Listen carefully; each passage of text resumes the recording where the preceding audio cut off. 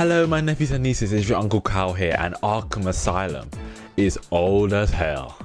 I was going to foot him. But after 15 years, how does Arkham Asylum hold up to modern gaming?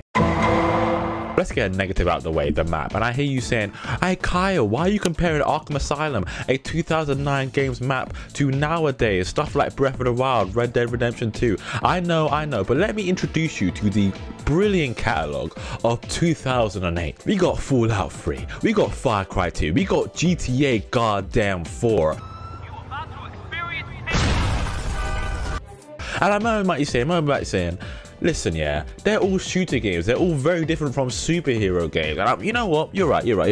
There definitely wasn't a game around 2008 that was, you know, very impressive and open world. I'm sorry, that didn't exist at all, you know. I'm not gonna lie, if you want to look at it in a different point of view, if you want to look at it as Rocksteady's progression, like this is Rocksteady's first open world game, then fine, sure, then you could say that this was quite impressive. But when you look at the map by itself, and yeah, again, compare it to nowadays, it is pretty shit. You have to admit, like, think about it, the after game of this map, like after the game, when you look around the map and you see like there's only pretty much to do is Riddler trophies, that's pretty much it. I have to say that this is probably one of the worst after game, like post game experiences I have ever experienced. There's literally nothing to do after the story, which is pretty poor. You know, like looking at Rocksteady nowadays, you would expect more, and other games like I've mentioned, you would expect more. And I've got to mention as well, Spider-Man 2. Damn, man. Damn, like I should have mentioned that. I didn't put that in the script. Okay, I do have to give it to Rocksteady though. I think because the map was so small, it did give them a whole load of time to make the Asylum's rooms really goddamn detailed. Like they look really nice. Like it's literally the dream. I mean, this was the dream Batman game when it came out. I mean, the rooms look absolutely amazing. It gives, I mean, it's like the whole series gives animated series vibes. The whole like kind of vibes. The whole Asylum gives, you know, vibes, and even from the outside to the inside, it just all looks amazing. I'm not trying to say the Asylum looks bad, but you know, it just, you know, like the open world could have been bigger. You know, the Asylum is absolutely amazing, but you know, there could have been more. And that transitions me to over my next point, talking about, you know, how good the Asylum looked, the graphics. And you know, when it comes to this game's graphics, this game looks absolutely incredible. And I know I have to mention that I'm talking about the Return to Arkham versions of this game, which, you know, everyone kind of looks down upon, but really, I never really played the original version, so this is all I can really talk about. So yeah, like the Return to Arkham, for like 2016 standards, and even by now standards, the Arkham Asylum looks absolutely incredible. I have to admit, like every part of it looks absolutely insane. I think if Arkham Asylum came out now, yeah, there would be a little bit of disappointment with just how it looks compared to games like The Last of Us, God of War, that kind of Red Dead Redemption 2, that kind of stuff. But Jesus Christ, it looks absolutely stunning, absolutely incredible. It's really one of those things where it's like even in like maybe 20-40 years, it just has that look. I don't know how they did it. It has the absolutely gorgeous look that it just can't be outdated. It will just always hold up, no matter what. No matter if it's like 2077 or something like that. I don't know. Now let's move on to the gameplay. Now the gameplay of Arkham Asylum in 2024 is the gameplay of Arkham Asylum in 2024. There's not much I can say about it. Let's imagine in this universe, Arkham Asylum was the last Arkham game to ever exist. I imagine in this universe, nuclear Armageddon is a regular occurrence, everyone's favorite drink is coconut water, and everyone's favorite superhero is Green Lantern. So basically in this universe, everyone wants to kill themselves. What was I trying to say again? Oh yeah. I was talking about the Arkham Asylum combat. What I'm trying to say is the Arkham Asylum combat is good. It stands the test of time.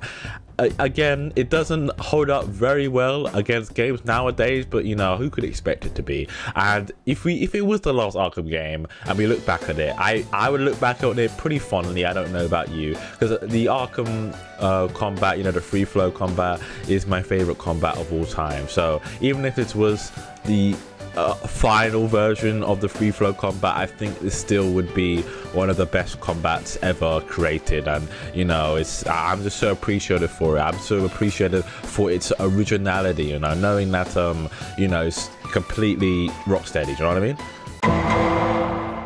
I should probably now mention and compare the boss fights in Arkham Asylum to the boss fights in the current games, which I don't really know what games to compare it directly to, so I'm not really gonna do that. So but still, Arkham Asylum's boss fights, they are really goddamn good. I think all the Arkham games, like, as much as I glaze Arkham Knight for being Arkham Knight, like, I have to admit the boss fights in the game are not very good. They're not great mainly because of the tank, the bat tank ruining everything good about everything. But like, still, Arkham Asylum's boss fights were, we're talking about that today. I need to stop looking for reasons to glaze Arkham Knight. You guys need to tell me off at some point. But still, the Arkham Asylum boss fights are absolutely amazing. Probably my favorite boss fight in the entire game was probably Poison Ivy, and I actually have quite a big opinion about Poison Ivy. I think Poison Ivy's boss fight was actually the hardest in the entire series. I know some people have to talk about the Bane one in Origins, or what was the other one, Mr. Freeze in City, and some people with Deathstroke in Origin. I don't know how you found that very hard. Like, I've heard from people saying that Deathstroke was just absolutely unbeatable. I've played Arkham Origins twice, and I didn't struggle. Like, I beat him the first time every single time. I don't know how. I had way more like trouble taking down Poison Ivy. I'm not gonna lie, Poison Ivy is a whole lot hard for me. I think on normal difficulty, when I first played the game, I think I did it on the second attempt, and then when I played it on hard, I beat it, I think it was like the 6th. So yeah, this one can be trouble. This one could be hell lot of trouble. But Poison Ivy is my favorite, not in the entire series. I'm gonna make a video about that at some point. It might be next one, you never know. But still, Poison Ivy is my favorite boss fight in this game, and the hardest in the entire series. Give me your opinions down below, please. What boss fight you think is the hardest in the entire series? As for like Scarecrow, I don't really know what to say about him. I might be the argument that Scarecrow wasn't really a boss fight, really. He was more of a gameplay segment, that more belonged in a Sonic game than a Batman game. But I mean, Scarecrow was fine. He was fine. He's a cool character. Just, his boss fight was just kind of underwhelming. I mean, I like the overall cinematic things of it. Like, I'm more of a cinematic guy. Like, if a boss fight is more cinematic than difficult, then I'm probably more gonna like it. That's why I'm a Dark Souls hater. So I just like my boss fights feel like more of a movie than being the most difficult thing in the world, you know what I mean? Like, just get me in the emotions, you know what I mean? Make me feel that tension, you know what I mean? Stuff like that. Like, have the bosses talk during the fight, and maybe it's like pause the fighting and to talk to build on their goddamn, I don't know, Sigma energy. I'm never gonna say that again, but still, I love that. I love that kind of boss fight. So Scarecrow was fine, I suppose.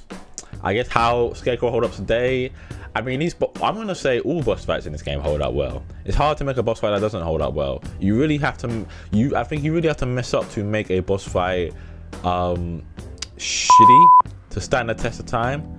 Really shitty. But some developers find that easier than others to make shitty boss fights. So I don't know. I don't know. These all stand on test of time. This is basically now let's review the boss fights. I guess now I should get on to Bane. Bane was generic, Bane was pretty generic, just a generic big guy boss fight. I mean, if I look at it through my Batman eyes, and I don't have any single bias or anything towards Bane, and then I think I look at it and I'm like, nah, this boss fight, this whole Bane thing in Asylum and kind of City was kind of a bit underwhelming in a whole. He was so much better in Origins, but I don't think that's a wild opinion to say. So the Asylum Bane's boss fight, pretty underwhelming, pretty generic, but it's still appreciated, very much appreciated. Well done, Rocksteady, gold star. Captain Croc, can I say Captain Croc? I need to be banished from every single Batman fan base on the planet. Killer Croc's boss fight, you know what? Yeah, everyone says that this boss fight is absolutely terrifying. Everyone says that they shit themselves, they piss themselves every time they go into like Croc's lair. They wanna go for their mommy, you know what I mean? And what do I have to say about that? They are absolutely correct. this goddamn boss fight is absolutely terrifying. The way this guy just pops up, grabs you, steers you under the water. Yeah, it is absolutely a heart-pounding experience, this goddamn boss fight. Scariest boss fight in the whole series? Sure, why not? I'll get you on that, sure. The music in this boss fight is absolutely incredible as well. I'm not going to talk about the music today because I don't really remember much of the music from Arkham Asylum. I don't really know the Batman games for their music really, except from Telltale series. Telltale series has an absolutely amazing goddamn music, especially from the themes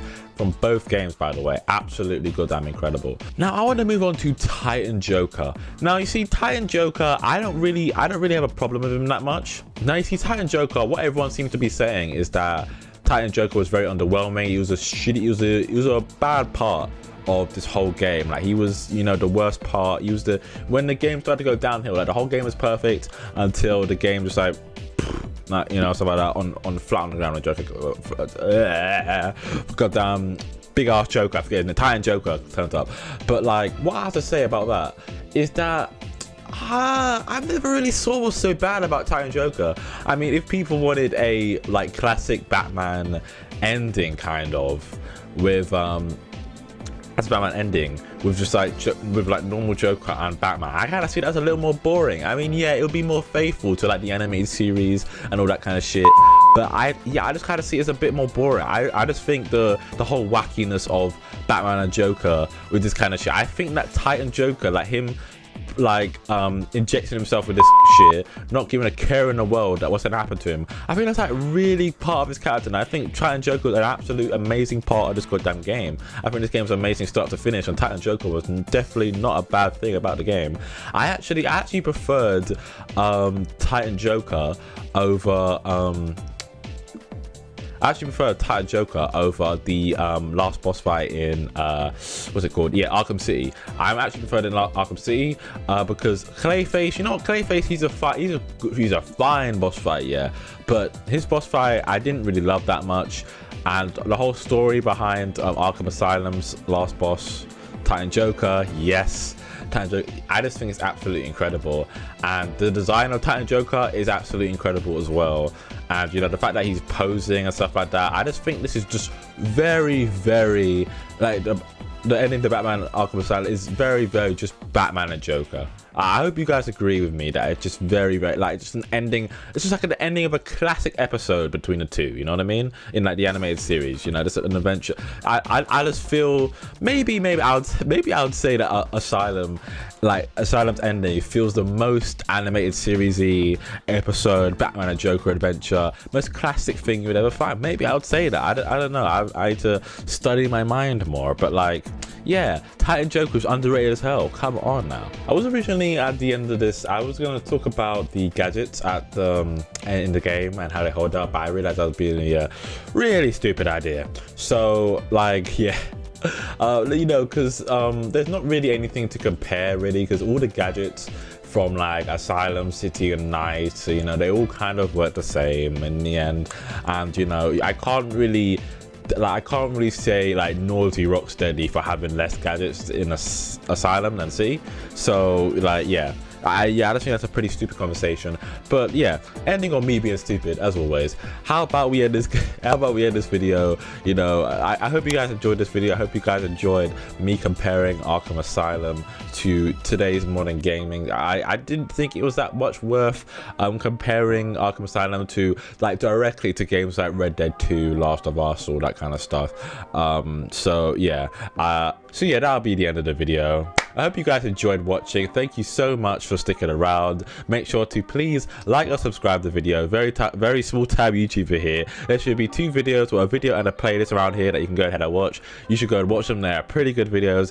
Now, I'm your Uncle Kyle. Make sure to like and subscribe. Have a nice day, and I'll see you next time.